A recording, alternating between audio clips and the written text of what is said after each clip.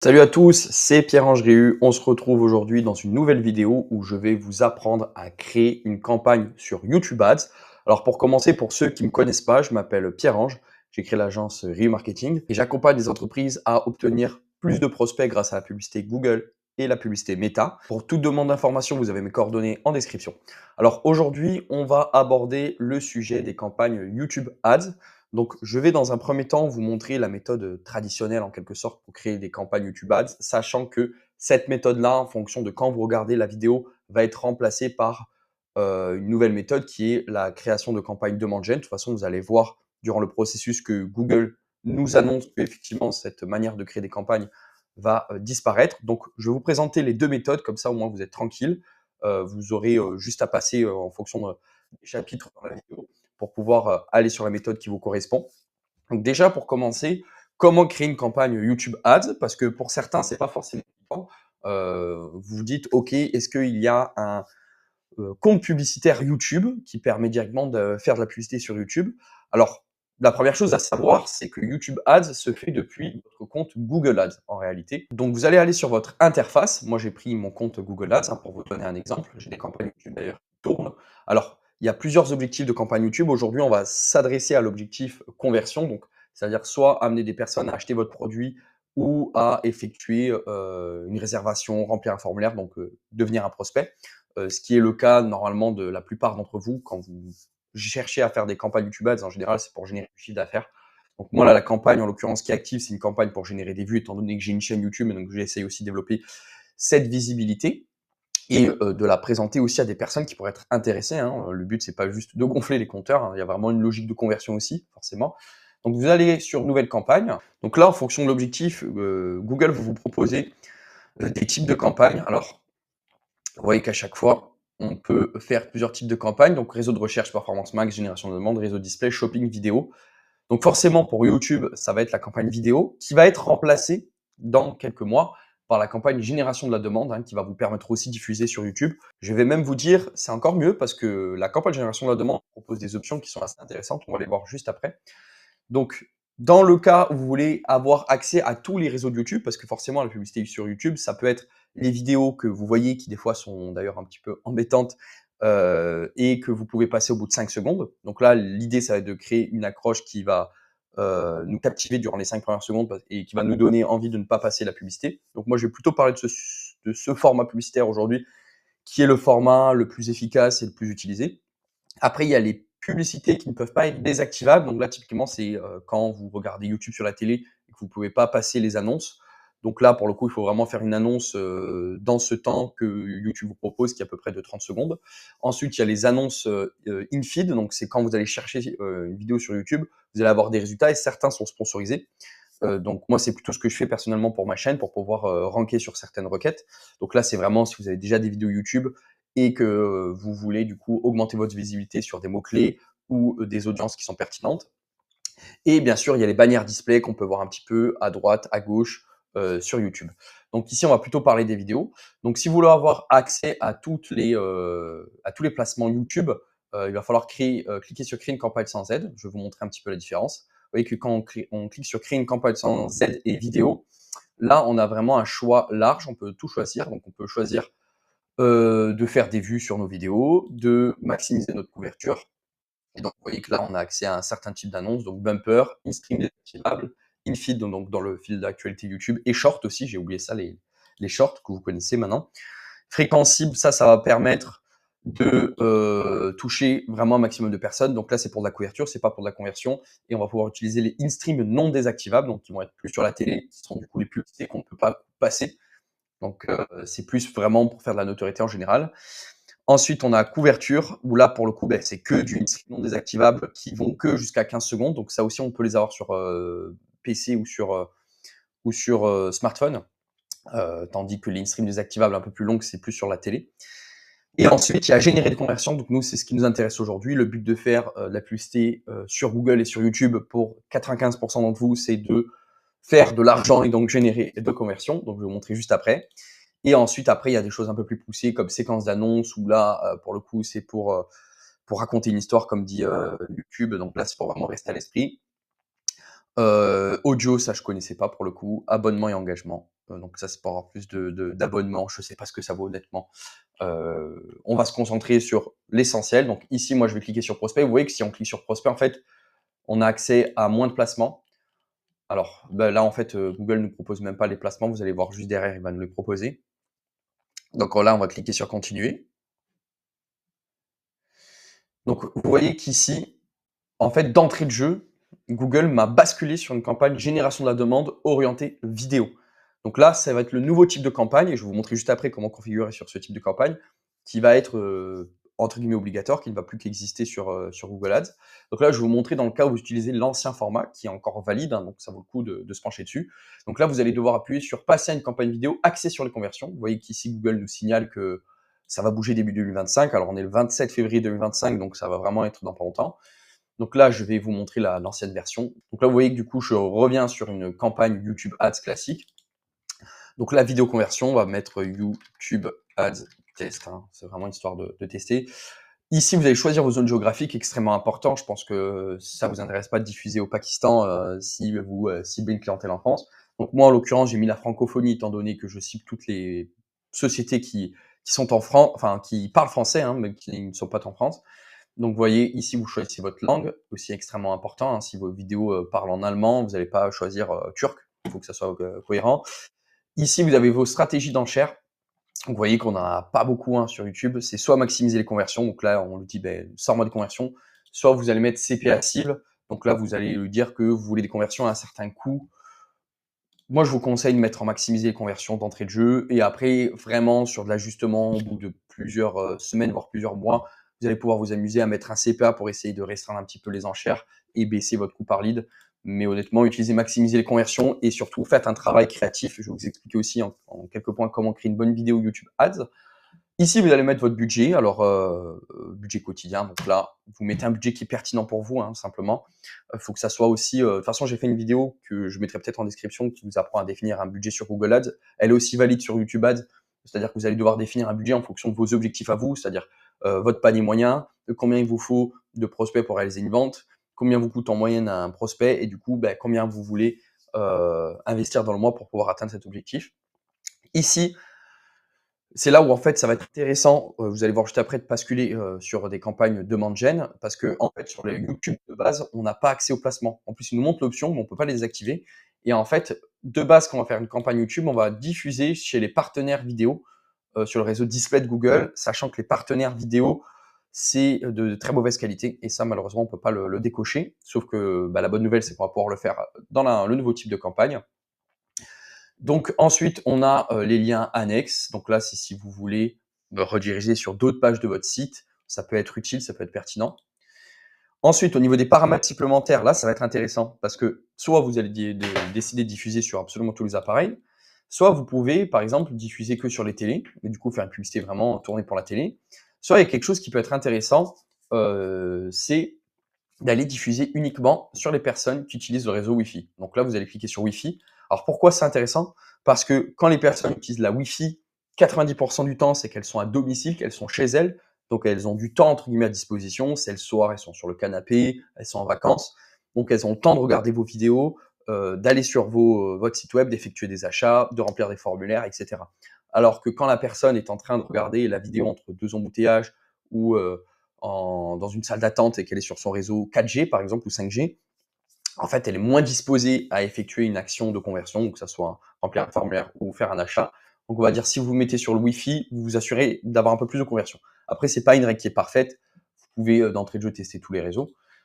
Ensuite, vous avez une limitation de la fréquence d'exposition. Ça peut être intéressant parce que vous voulez pas non plus harceler trop les personnes et on le sait très bien, vous l'avez tous vécu, vous le vivez peut-être actuellement si vous n'avez pas YouTube Premium, mais il y a certaines publicités qui nous font péter les plombs parce qu'on les voit trop souvent.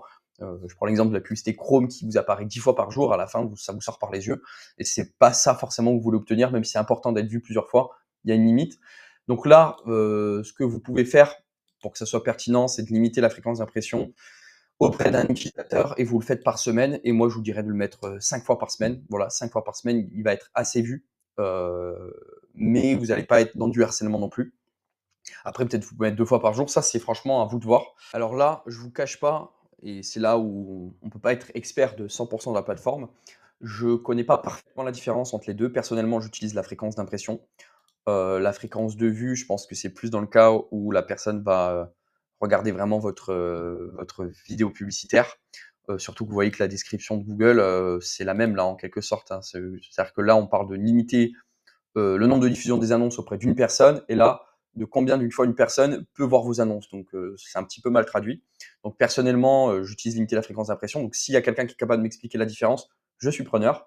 Ensuite, le calendrier de diffusion qui peut être très utile aussi.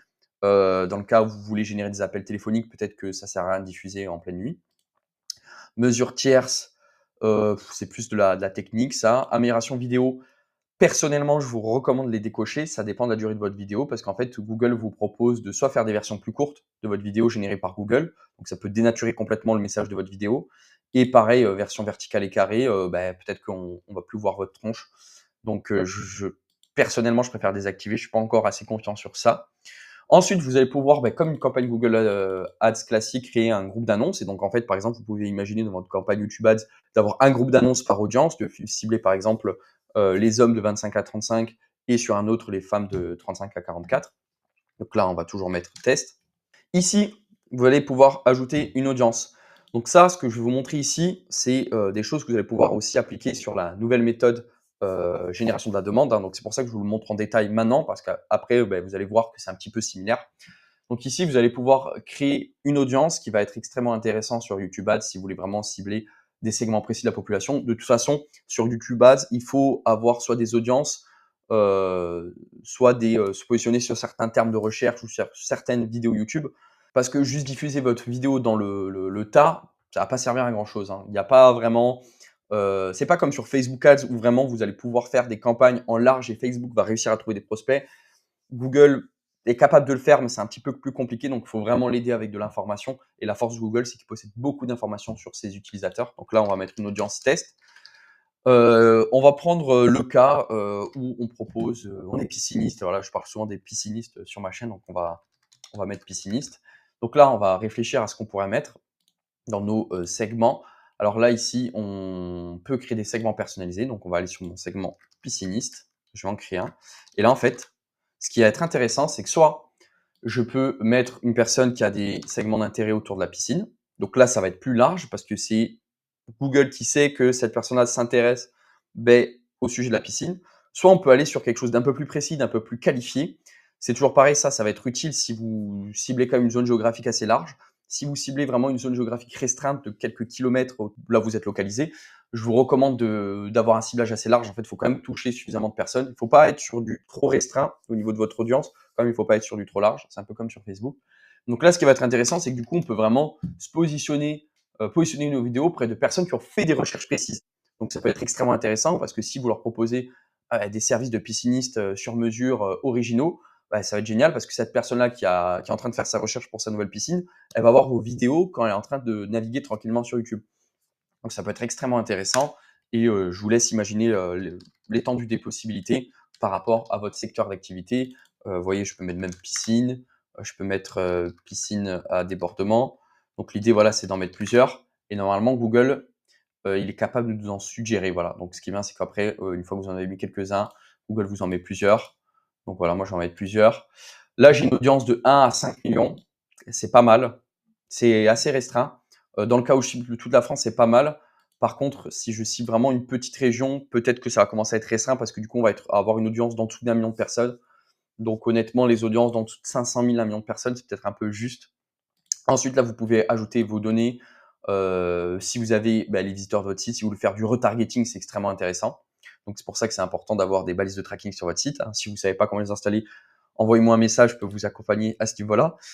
Centre d'intérêt et données démographiques. Donc là, on va pouvoir du coup mettre directement des centres d'intérêt. Ça va être plus large, mais ça peut être intéressant du coup de mettre, je ne sais pas si mes piscines, s'il est capable de nous sortir quelque chose.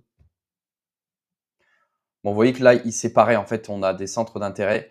C'est un petit peu l'équivalent si on va dans un segment de recherche et qu'on met ça, voilà, centre d'intérêt. Pourquoi le faire ici sur le segment de recherche? Alors déjà parce que ça va nous permettre de vraiment se positionner sur les requêtes plutôt que juste les centres d'intérêt, ce qui est plus qualifié.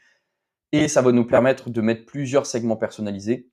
D'ailleurs, on peut aller plus loin. Vous voyez qu'on peut, par exemple, mettre des sites web qui sont consultés par beaucoup de personnes et du coup, carrément aller cibler les personnes qui vont sur certains sites ou qui utilisent certaines applications. Là, c'est plus si vous faites du SaaS, donc ça peut être très intéressant. Donc là, on peut mettre, je sais pas moi, je regarde ça parce que je suis aussi dans le milieu de la facturation. Vous voyez, par exemple, si je fais de la publicité pour un logiciel de facturation, je peux, me positionner sur des personnes qui utilisent une application de facturation, donc extrêmement, pertinent. Donc c'est pour ça que c'est intéressant, segment personnalisé. Et sinon, si vous voulez rester large, vous pouvez utiliser les centres d'intérêt. Ensuite, vous pouvez exclure des personnes. Donc ça, c'est intéressant si vous avez des listes de clients ou de prospects pour éviter de les recibler, de les ajouter à vos exclusions. Et pour finir, il y a les données démographiques qui sont extrêmement intéressantes, qui vont vous permettre de cibler l'âge. Forcément, si je vends des piscines, bah, les personnes de 18 à 25 ans, à part ceux qui ont eu un gros héritage ou qui ont gagné beaucoup d'argent très rapidement, c'est-à-dire très peu de personnes. En général, c'est plus des personnes de 25, voire même, je dirais 35, parce qu'entre 25 et 35, c'est plus des personnes qui vivent en appartement ou en petit pavillon. Donc, c'est plus des personnes, on va dire, dans 35 et 65 plus peut-être pour les petits-enfants, mais on va dire 64. Et voilà, là, on est un peu plus précis. Ici, revenu du foyer, c'est quelque chose qui fonctionne pas très bien en France, étant donné qu'il y a pas de transparence vis-à-vis des revenus. Donc, moi, je vous recommanderais de jamais le mettre, ça.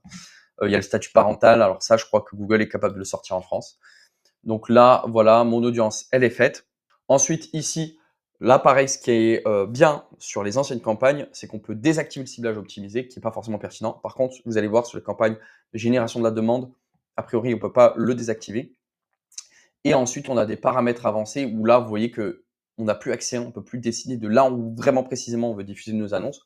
Ça, ce qui était bien, c'est que du coup, on pouvait positionner notre publicité sur des chaînes, sur des vidéos, et du coup, avoir vraiment un ciblage qui est extrêmement pertinent, dans le cas où on vend quelque chose de corrélé à la personne qui a fait cette vidéo. Et là, vous allez pouvoir créer votre annonce vidéo, donc vous allez pouvoir mettre plusieurs vidéos YouTube. Donc là, au niveau de mes recommandations, quand vous allez créer votre publicité YouTube, faites quelque chose avec un montage dynamique, d'impactant. Il faut vraiment que votre proposition de valeur elle soit comprise en 30 secondes. Il ne faut pas devoir regarder la vidéo pendant 2 minutes pour essayer de comprendre ce que vous proposez. Il faut utiliser la structure AIDA, que vous pouvez vraiment utiliser partout sur vos sites web, sur vos publicités sur Meta, sur vos textes de vente, sur vos emails, mais aussi sur vidéo YouTube. La structure AIDA, c'est A pour intérêt, A pour accroche, I pour intérêt, D pour désir et A pour action. Donc A pour accroche, ça va être les 5 premières secondes de votre vidéo. Elles doivent être percutantes. Vous devez adresser la problématique de votre prospect dans les 5 premières secondes et l'amener du coup sur le I de intérêt, lui expliquer que vous avez une solution à ce problème-là. Donc, il faut vraiment qu'en 5 secondes, cette personne-là s'identifie à ce problème-là. Typiquement, je vous fais ça comme ça à chaud. Imaginez que vous êtes pisciniste, vous faites des publicités YouTube pour vendre des piscines. Vous êtes durant le mois de juin. Ce qui est particulier dans le milieu de la piscine, durant le mois de juin, juillet, août, c'est que c'est vraiment là où forcément on a le pic de la demande. On a 4 fois plus de demandes de personnes qui veulent des piscines. Mais forcément, les piscinistes, eux, ils sont déjà bookés à 100%. Donc, ils vont vous installer des piscines dans un an, dans le meilleur des cas, ou peut-être l'hiver prochain. Et donc là, on touche un problème qui est vraiment précis, c'est que les personnes, elles veulent leur piscine et elles sont pas capables de les avoir dans l'été, vu qu'elles s'y prennent un petit peu au dernier moment. Et là, imaginez que vous avez une proposition de valeur géniale, c'est-à-dire que vous êtes capable de mettre en place une piscine hors bord en 48 heures. Et là, vous allez faire des publicités. Bon, on imagine qu'on est dans cette période estivale et vous allez dire, vous allez adresser directement le problème en disant vous souhaitez une piscine, vous rafraîchir avec votre famille, vos proches, euh, mais aucun pisciniste ne veut vous installer. Alors là, voilà, c'est nul, vous avez compris, mais l'idée, c'est vraiment d'aborder une problématique assez douloureuse. Hein. C'est-à-dire que là, ces personnes-là ne peuvent pas profiter, elles ont en plus le budget pour acheter une piscine, elles doivent attendre. Et là, paf, vous leur ramenez l'intérêt, vous leur expliquez que vous leur proposez une piscine hors sol installée en 48 heures. Et ensuite, là, vous allez basculer sur la partie désir, c'est-à-dire que vous allez expliquer que vos piscines sont garanties. Vous allez pouvoir, par exemple, prendre le cas d'un client, ça peut être génial, hein, de montrer un client, l'installation d'un client qui est heureux avec sa piscine et qui kiffe et qui est super content.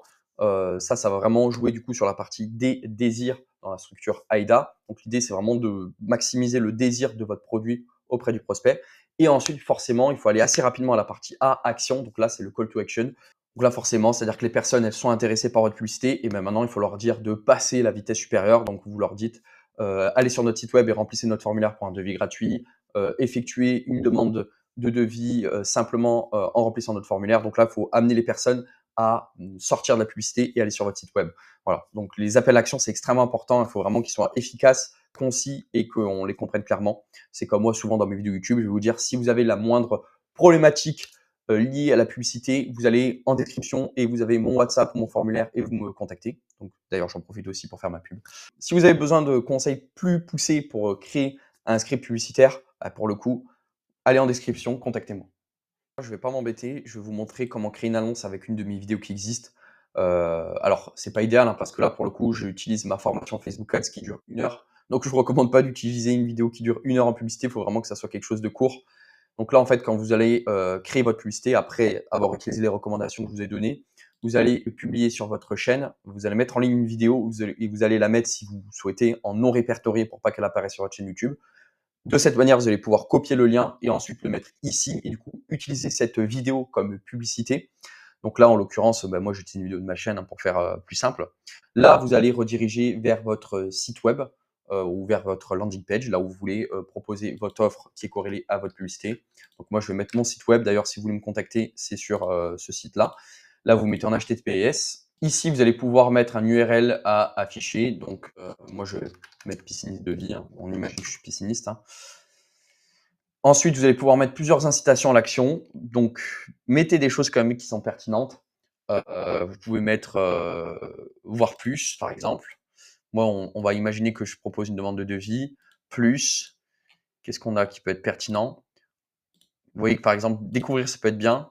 S'abonner, non. Acheter, non, parce que c'est trop vite. Là, on ne propose pas de vendre nos piscines à 20 000 balles d'un coup. On propose d'avoir un devis, de voir si les personnes, ça peut les intéresser. Quoique ça pourrait être pertinent. Commander, ben, c'est pas pertinent. Détail peut-être, voilà. Donc on en teste plusieurs et en fait Google va les faire des alternatives automatiques. Ici, c'est un petit peu comme sur les annonces Google, vous allez pouvoir utiliser plusieurs titres. Donc là, l'idée, c'est vraiment de maximiser le nombre de titres que vous pouvez faire.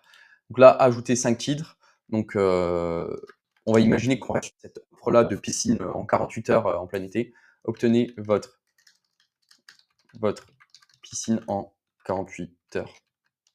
48 heures. Votre piscine livrée en 48 heures.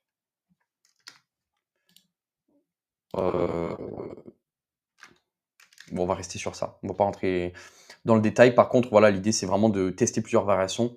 Par exemple, qu'est-ce qu'on pourrait mettre? Profiter d'une piscine cet été. Voilà, c'est peut-être un peu moins bien, mais l'idée, c'est de faire plusieurs tests et après Google, lui, fait ses combos et va tester la variable qui fonctionne le plus. Donc il faut quand même lui laisser dépenser un petit peu votre budget avant qu'il puisse vraiment trouver la variable gagnante.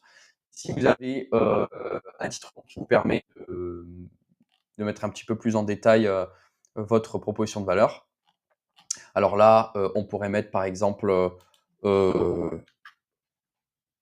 obtenir une piscine livrée sous 48 heures, garantie 2 ans, imaginons. Sous 48 heures et garantie 2 ans. On peut mettre ça. On pourrait mettre. Vous voyez que je mets des verbes d'action à chaque fois pour vraiment que ça parle aux personnes. Je ne suis pas en train de dire, de juste d'écrire bêtement. Nous proposons des piscines. Ça, c'est vraiment le truc à éviter en marketing, c'est de partir du nous. Il faut vraiment partir du prospect, du client et lui expliquer en quoi on lui propose quelque chose qui est génial. Là, on va lui dire par exemple, profiter, livrer en 48 heures et fabriqué en France, par exemple. Voilà. Là, l'idée, c'est vraiment de mettre quelques descriptifs de votre produit, d'en tester plusieurs, à chaque fois de tester plusieurs angles marketing. Donc, je ne vais pas rentrer dans le détail, mais vous avez compris le principe. Description, personnellement, vu qu'ici, les titres longs, pour moi, c'est un peu équivalent aux descriptions. Alors, j'ai des bons résultats comme ça, donc personnellement, je ne m'embête pas, je remets juste mes titres longs en description. Alors peut-être il y a des professionnels de YouTube Ads qui vont me dire que c'est pas bon, mais en tout cas, moi, j'ai des bons résultats comme ça. Personnellement, je ne m'embête pas vu que c'est la même taille. C'est que je teste des alternatives titres et descriptions. En fait, Google de lui-même va voir ce qui est mieux entre les titres longs ou les descriptions. Ensuite, là, on a les bannières. Donc là, soit vous utilisez votre bannière YouTube. Alors, vous voyez que là, en fait, moi, Google Ads va utiliser ma bannière qui est ici. D'ailleurs, qui n'est pas terrible. Soit vous importez une image. Je vous recommande de faire une petite image sur Canva en respectant leurs dimensions. Parce qu'en fait, sur ordinateur, on va voir la bannière sur, la vidéo YouTube. Donc ça peut être intéressant d'avoir quelque chose de joli. Et donc ce qui est intéressant, c'est que vous pouvez créer plusieurs annonces vidéo. Donc vous allez pouvoir créer plusieurs vidéos. Donc moi, je vais créer ma campagne. Voilà, j'ai créé ma campagne, je peux aller sur ma vue d'ensemble et du coup, je peux la laisser tourner tranquillement et l'optimiser petit à petit. Alors, c'est parti du coup pour la deuxième méthodologie qui va être d'utiliser les campagnes de demande gen et qui va être du coup la méthodologie imposée pour générer des campagnes prospères, hein. Parce que pour le coup, pour, générer des campagnes en notoriété pardon et considération, vous allez pouvoir continuer à utiliser, le format YouTube classique. Donc, on va cliquer sur suivant. Vous allez cliquer sur vidéo comme tout à l'heure. Et en fait, ça va nous ramener sur la première page qu'on avait initialement. Donc là, je ne vais pas du coup cliquer sur le bouton bleu. Je vais rester sur une campagne génération de la demande. Voilà, on va rester sur demande gen pessimiste. Là, vous allez voir, ça va aller assez vite parce qu'il y a plein d'options qui sont similaires, donc on les a déjà vues avant. Alors ici, flux de produits, c'est pour les amis e-commerçants. Personnellement, c'est pas mon cœur d'activité. Je suis plutôt dans la génération de prospects. Donc là, je ne saurais pas vous dire grand-chose par rapport à ça. Mais en tout cas, ça peut être intéressant d'utiliser ça si vous êtes dans l'e-commerce. Ensuite, objectif de la campagne, donc forcément conversion, parce que franchement, générer des clics, pas grand intérêt, hein, franchement, pour 99 d'entre nous. Ici, vous allez paramétrer vos objectifs de conversion. Donc là, je vous renvoie vers mes vidéos qui vous expliquent comment paramétrer ça via le Google Tag Manager. Ensuite, ici, compare acquisition cible. Donc en fait, là, c'est la stratégie d'enchère, hein, qu'on a vu tout à l'heure, sauf que là, en fait, on nous parle plus de stratégie d'enchère, on nous parle juste de CPA cible. Donc ce qu'il faut se dire, c'est que si vous le mettez pas, c'est comme si vous avez une stratégie en maximiser les conversions. Et si vous le mettez, c'est comme si vous avez une stratégie en maximiser les conversions avec plafond de CPA. Donc là, c'est toujours pareil. Moi, je vous recommande de ne pas en mettre initialement et d'en mettre un par la suite. Ensuite, là, vous allez mettre votre budget. Pareil, je vous renvoie vers ce que je vous ai dit par rapport à comment calculer son budget. Zone géographique, extrêmement important. Là, par exemple, imaginons que je cible la Bretagne. Voilà, je suis pisciniste en Bretagne. Alors, je ne sais pas quand vous utilisez vos piscines en Bretagne parce que vu le soleil qu'il y a dans cette région-là, c'est un peu compliqué. Mais je suis sûr qu'il y a un beau marché malgré tout. Les gens sont habitués, hein, vous allez me dire. Ici, langue français. Donc là, en fait, bon, on retrouve la même chose. Donc, je ne vais pas rentrer dans le détail. Je vous l'ai expliqué juste au début de la vidéo. Calendrier de la diffusion. Par contre, voilà, ici, la nouveauté qui va être extrêmement intéressante, c'est que de base, sur les campagnes de demande gen, les partenaires vidéo de Google sont désactivés. Donc là, vous êtes tranquille, vous n'allez pas gaspiller votre budget sur les partenaires. Donc ça, c'est super que Google propose ça. Ensuite, vous allez créer votre groupe d'annonces. Alors ici, vous voyez qu'on peut désactiver le ciblage optimisé. Moi, je vous recommande de l'enlever de base parce que le ciblage optimisé n'est pas extrêmement pertinent. Vous allez pouvoir ajouter votre audience. Donc là, ici, je retrouve mon audience pisciniste. Donc pareil, je vous expliquer comment créer ça. Donc voilà, vraiment la différence, en fait, c'est que vous allez pouvoir désactiver les partenaires, hein, globalement. Sinon, on a à peu près le même type de campagne. Donc finalement, vous n'allez pas vraiment vous embêter. Et au niveau des annonces, vous voyez qu'ici, on va nous proposer plusieurs types d'annonces, soit des illustrés uniques, soit des carousels, soit des vidéos. Donc là, forcément, Google nous a mis la vidéo de base, vu qu'à la base, on a essayé de créer une campagne vidéo. Donc en fait, ici, en fait, ce qui va être bien, c'est que vous allez pouvoir tester les campagnes images. En l'occurrence, vu qu'on parle de YouTube Ads ici, on va rester sur de la vidéo. Donc ici, c'est la même logique. Vous allez mettre l'URL de votre site web.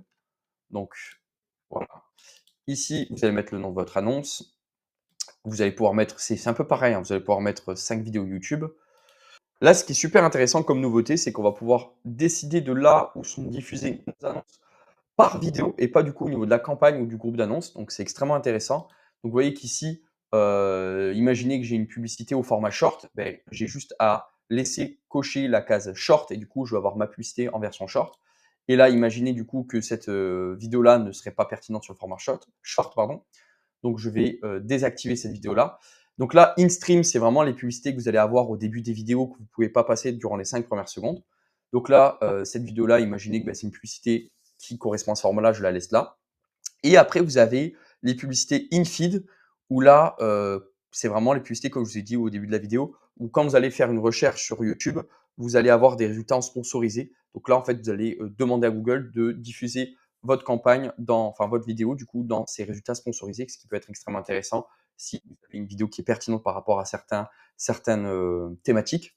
De même, ça va être aussi proposé dans le feed. En fait, quand on regarde une vidéo que YouTube nous propose plusieurs vidéos, ça va aussi pousser votre vidéo dans ce feed-là.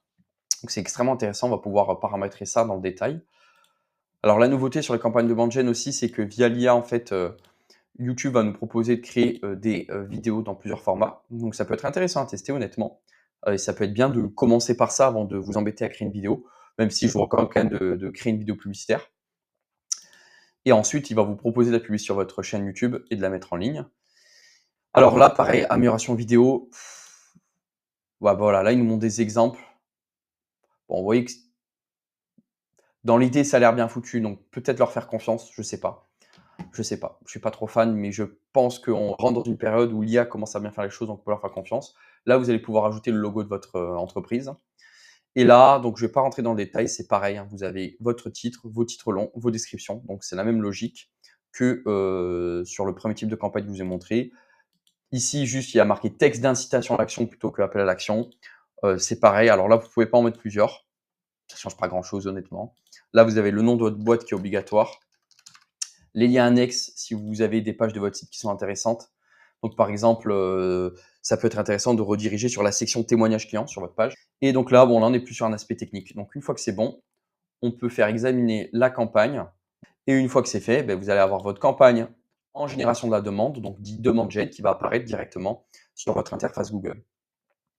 J'espère que ce guide aura été complet pour toute demande. Mes informations sont en description. Vous avez mon WhatsApp, vous avez aussi mon formulaire de contact sur mon site web si vous voulez me faire une demande détaillée. Dans tous les cas, je vous réponds rapidement. Abonnez-vous à ma chaîne YouTube pour découvrir plus de contenu relatif à la génération de prospects, à Google Ads et aussi à Meta Ads. Et je vous souhaite d'ici là une excellente journée.